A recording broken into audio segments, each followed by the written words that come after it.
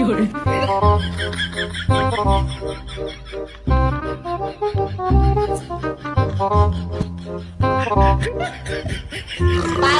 ধৈর্যহারা হবেন না, দেশে পর্যাপ্ত পরিমাণ তেল রয়েছে।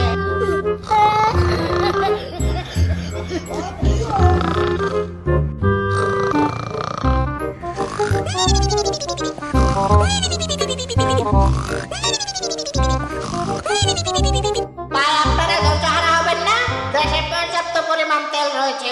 হায় রে গরম রে, হায় রে, হায় রে গরম রে, কেউ আসেনি রে। ও দাদু ভাই, একটু হচ্ছে সারা ভাই, ও দাদু ভাই, আহা কি গরম রে, আর পাইলাম না রে। ওরে বাপু রে, টুষ্টু মেরা টুষ্টু, কও কি তুমি? সামান্য কারেন্ট না থাকার কারণে ফ্যানের বাতাস খাইতে পারতাছি না, আর এই ভরা দিন দুপুরে এই তীব্র রোদের ভিতরে এসি কই পাইতাম? এমনি তেলের জন্য 6 ঘন্টা দাঁড়ায় থাকা কোমর আমার টানা টানা হয়ে গেল রে। ঠিক কইছো দাদু ভাই, এমনি সারাদিন দাঁড়াই থাকে তেল নিতে হয়, তার মধ্যে তেলের দাম বাড়াই দিছে। এই গাড়ি চালায় কিছু টাকা উপার্জন করি, আমার বাড়িতে ছোট ছোট দুটো ছাওয়াল ভাই না খাইতে পাইরা একদম শুকাই যাইতেছে।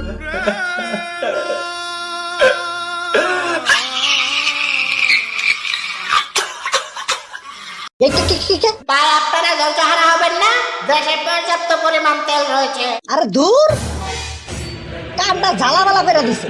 হাই হাই, জাম দেখি এখনো ছাড়ে নাই, জাম দেখি আরো বাইরে গাজীপুর চৌরাস্তা ছাড়াই গেছে। এইভাবে জাম লাগতে থাকলে তো বাংলাদেশ বর্ডার ক্রস করে ফেলাবো। ও ভাই একটু তাড়াতাড়ি করেন গো। আগে যদি জানতাম তাইলে বাইকের আর আশপাশ দিয়ে যাইতাম না, পুরো দিনের সাইকেলই চালাইতাম। আরে তোমাদের দাদিও তো এত যন্ত্রণা দেয় না, যত যন্ত্রণা এই বাইকে দিতাছে। এতে তেলের যেহেতু গুরুত্ব আগে যদি জানতাম তাহলে এই তেল নিয়ে গবেষণা করে বিজ্ঞানী হয়ে যাইতাম, তারপর বাংলাদেশে কয়েকটা তেলের কারখানা স্থাপন করতাম এবং তেল বিক্রি করে কোটিপতি হয়ে যাইতাম। আফসোস, মিস্টেক।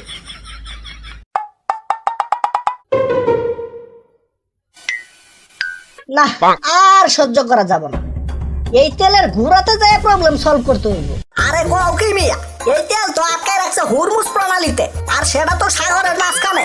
সেইখানে যাইতে হলে তো জাহাজ লাগবো, আর জাহাজে তো তেল ছাড়া চলে না। এই তেল পাওয়াই তো অসম্ভব।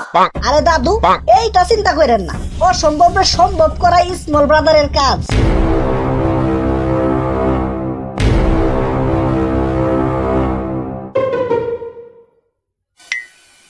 চলো তাইলে।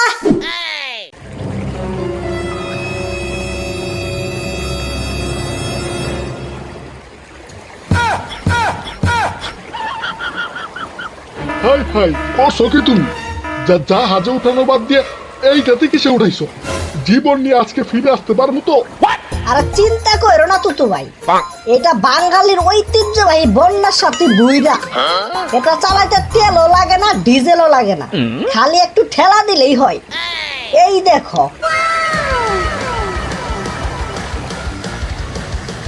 এটা দিয়ে কত সময় লাগবে?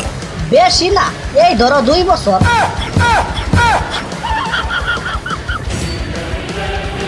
চলো তাইলে, আল্লাহ ভরসা।